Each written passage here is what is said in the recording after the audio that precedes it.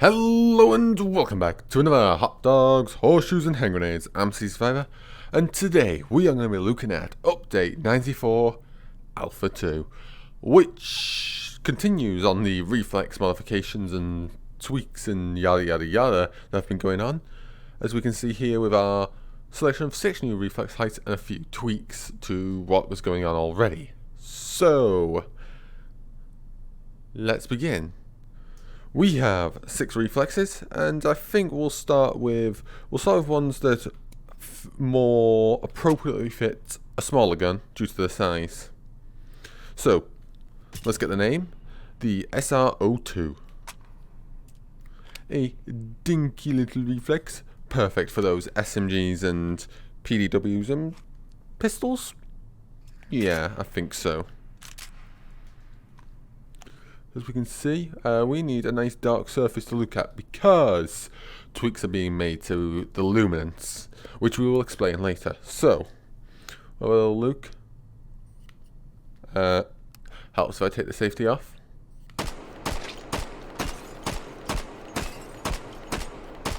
So I think I need to put it up to that eye to give you a lot of sight picture. Yeah, it's a default style reflex. Is a basic red dot, nice and small, nice and compact, nice and easy to use, which is wonderful. So we'll dump the ones that we don't need anymore over there. Let's see, you're a nice little small one, and I can't grab you. Give me that. Let's do it with my right hand, since I'm a bit more. Nope, nope, nope. Oh, thank you. No, never mind. Never mind. Question mark? I think that just fell through the floor. No matter, we'll just quickly nip over into attachment, reflex, and I believe previous page, I believe that was the EGI. Was it? No, that's the EGI. The Arco? Yeah, I think that was the Arco. I don't see the Arco there, and I don't. Yes. So, we'll attach it on. Another nice and small reflex sight with a nice box design, taking the default red dot style, and it's got a beautiful looking like reflective red tinge on the front. I don't know what the practical reason is in real life. Maybe it reduces glare. Maybe that would sound reasonable, but that doesn't matter. In H3, we already had a bullet in, so we'll have a quick look down the sight picture. We got me having a proper look down, and then I'll give you lot, and we can just hear the beautiful sound of melons exploding downrange. It's wonderful. I'm better at hitting those melons when I'm shooting through the target than when I'm actually aiming for them. Don't ask. So, next off, I think we'll go with this one, because this is a nice, interesting sight, and this gun can actually show it off. So, if we do that, I can't quite show it off. For a lot of guns, thanks to that little gap there, let's shut you down, you can still see the default sight picture, default reticles, reflex sights, that's it, which has a beautiful use. So, for example, you could range out your gun reflex sight out to 100 meters. So, for example, let's throw this thing out to 100 meters. So this should be set up to hit that target. Now, let's begin new set. Show me the sheet, and let's just see how well I can hit this out to 100 meters. Yeah.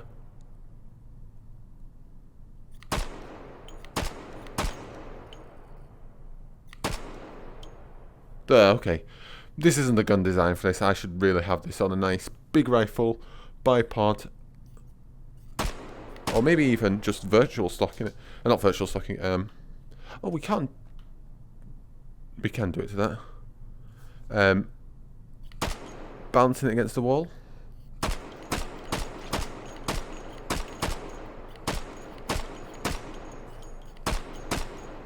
Yeah, and then you go, oh no, guy close. Dat. If I had more bullets. But hey, enough about me going hypothetical absurds and showing off that I can't shoot at a long range in VR. So, enough with that tiny gun. I want something a bit bigger. You over there. Let's take up a SCAR and clip it into the floor. We'll slap on the bipod for now. And let's go with the Ergo, with its beautiful blue tinged front. Very nice. And it was, yeah, it's this one, the Brain EG1. I don't know why I said Ergo. And give me the SCAR's ammo. Safety off. So, let's turn down those sights. Integrated one, just click on them. For anyone who doesn't know. And this has got a nice red look to it. So let's clear this to, clear. We'll go to, actually, clear. I want 25 meters, seems like a reasonable range for this. So, we'll grab the sight and I just want to slide it a pinch back, bit more practical. Do I realise? No, I did fold that out. I thought I hadn't folded out the stock. This one, yes, it can be extended. Beautiful circular holographic style sight.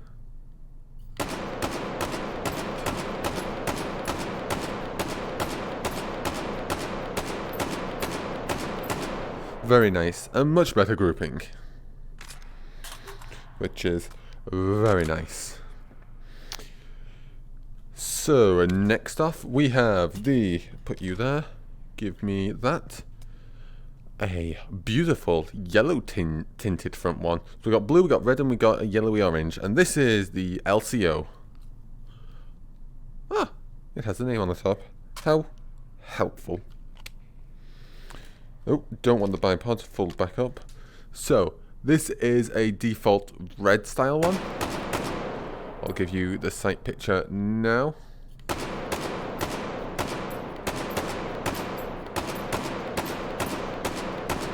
Very nice.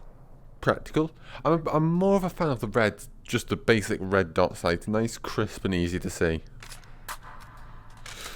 And finally, we're going to get the only magnification capable one today, which is this beautifully blue tinted BR4, which is very nice. And it has a Picatinny rail on the top of it as well, so you could slap another attachment on, like another sight. Or if you're feeling really fancy, you could slap on another BR4, because you're a practical kind of guy or gal. So, this is magnification. So let's bring up the menu. And we have this. I don't think this was in the last update. I can't remember. Anywho, I'll go over it. So, we can press up on the... I said up? Okay. Up on the trackpad to cycle through. We can't push down because down is what detaches the attachment from the gun to cycle through. So we have base 0. This is what you zero the weapon out to. So we'll currently zero out to 150 meters. We will send this target to 150 meters. Go to distant. And in theory, we panic at how far away that is. We begin new sheet. We flip down the bipod for stability. And we hope that we don't show ourselves up. So, we're on single shot. I'll give you a nice sight picture now. Once we'll just pull... Oh! Oh! I didn't know that actually worked. Nice. We'll pull this down here. I'll give you the sight picture. So it's a nice half moon style sight. Now, I am going to have to, I should really lower that to 1 meter because that's a bit more appropriate to where I'm aiming. So we'll put that, actually, you know what, was it, there we go, a bit higher because the mag keeps clipping. I'm going to manually, I'm going to do this with my right eye.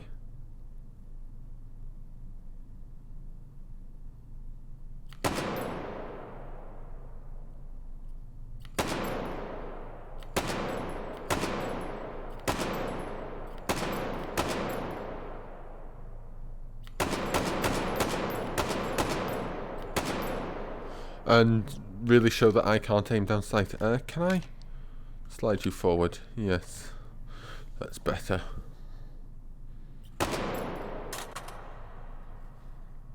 Oh, the bullet. I was very confused. That seemed like I dropped a mag, but I looped. Mag's there. No, it's a bullet casing landing on said mag. Okay.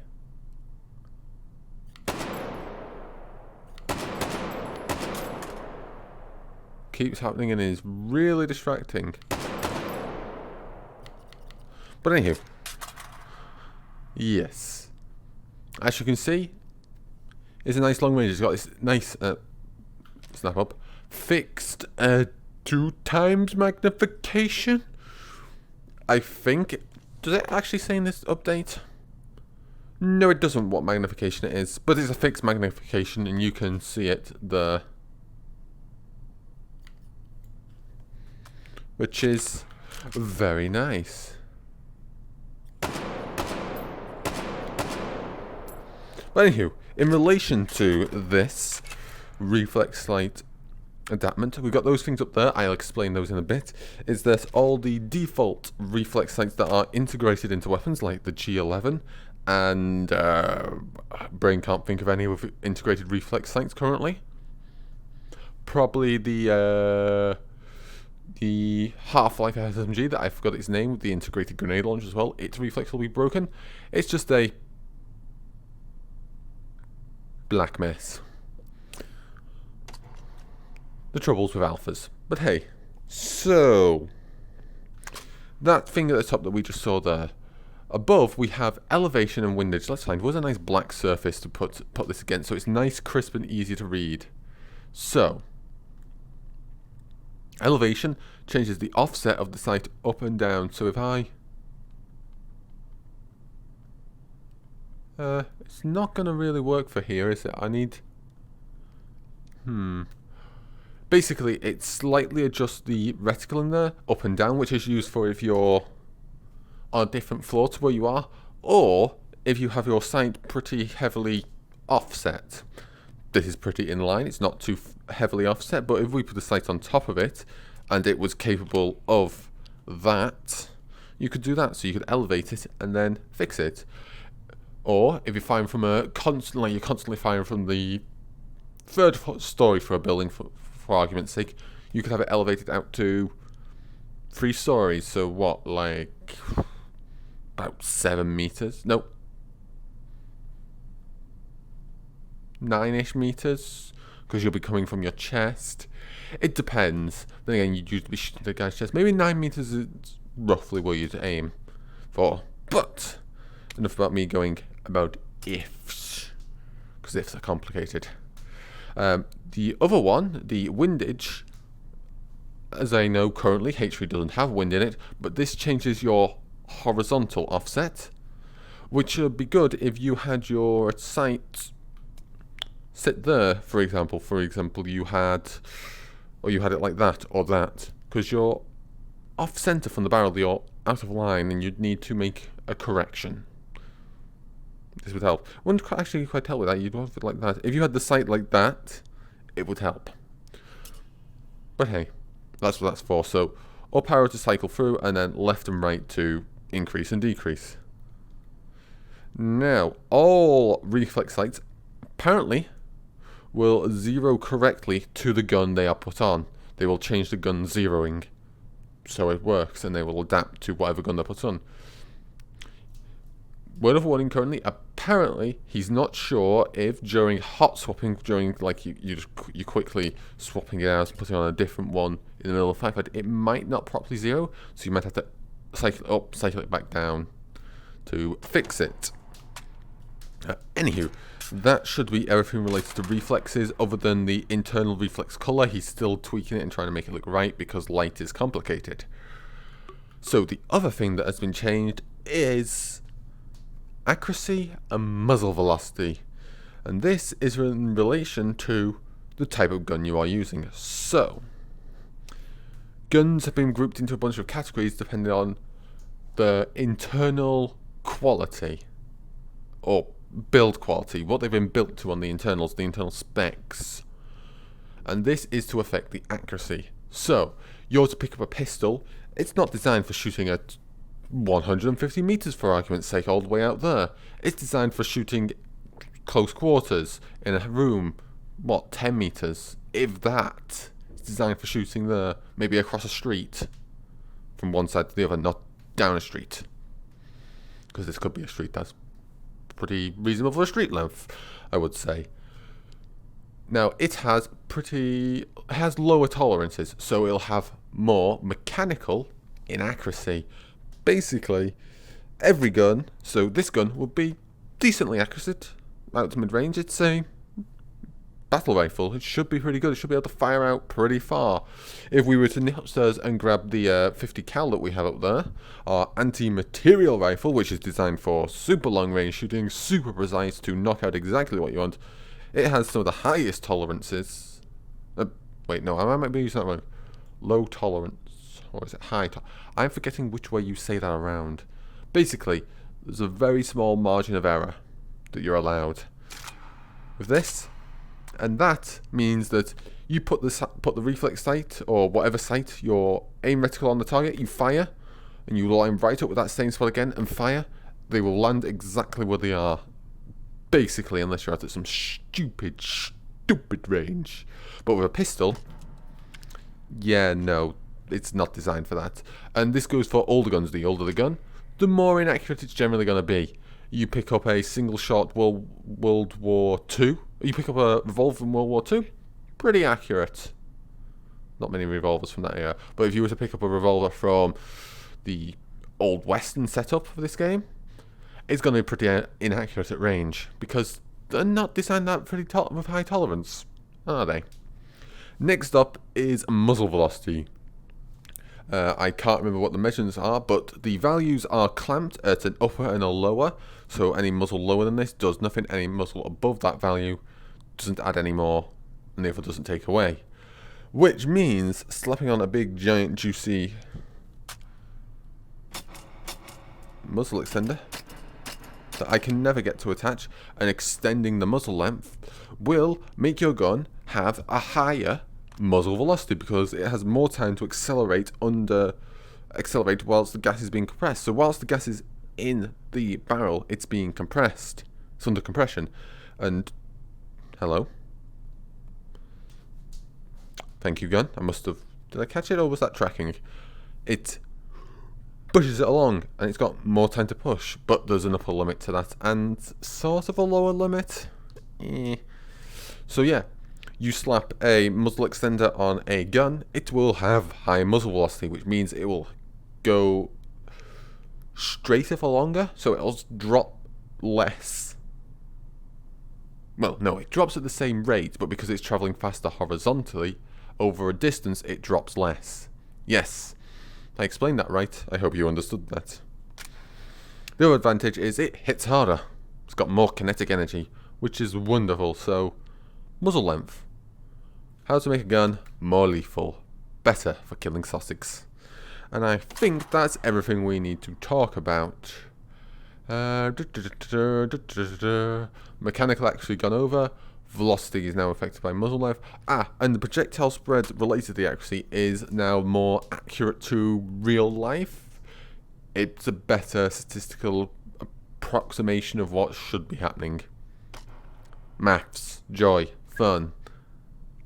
But yes, that's that. So, I was thinking that we have nothing else to talk about, do we? So, thanks for watching. I hope you enjoyed. If you did so, hit that like button. Got any comments, questions, drop them down in the comment section below. I'll answer if possible. New channel, hit that subscribe button to stay up to date. Don't forget, you can follow me on Twitter and support me on Patreon. Links for those are down in the description. Stay well, and Survivor out.